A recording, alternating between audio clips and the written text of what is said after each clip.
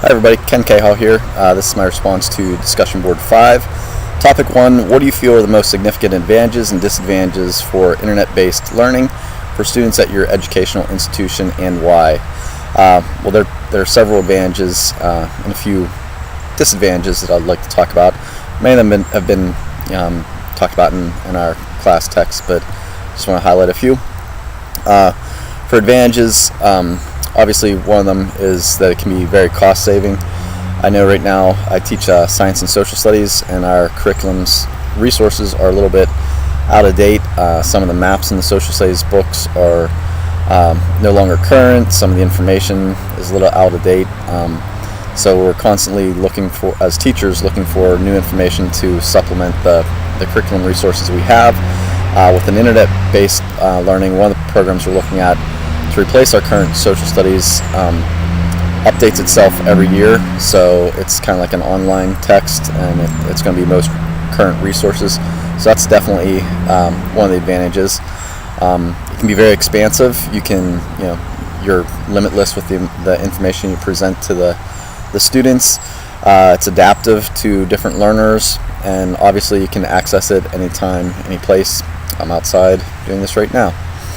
Some of the disadvantages I would like to talk about were obviously the time in establishing a course that's been well thought out, flexibility with teachable moments. I know a lot of times in the classroom I have a plan for the week, but we kind of take a little turn based on what's going on in the community or the world around us. I don't necessarily know that an internet-based course that would be as easy. Obviously, assessments can be an issue with the internet-based course as well.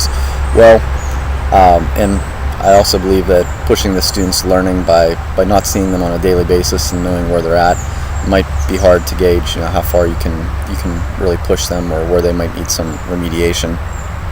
But I think the biggest disadvantage comes to building relationships. I think one of the strengths of teaching in a traditional setting is the relationship you can build with the students, and teaching them those skills that are lifelong skills, skills that are not necessarily assessed with a test.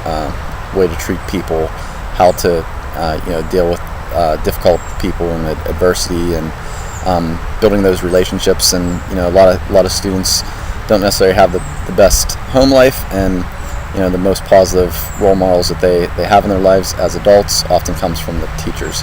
So those are some of the disadvantages that I have with the internet-based education, but I think that the curriculum itself can be right on par with a traditional educational setting if it's well thought out and developed.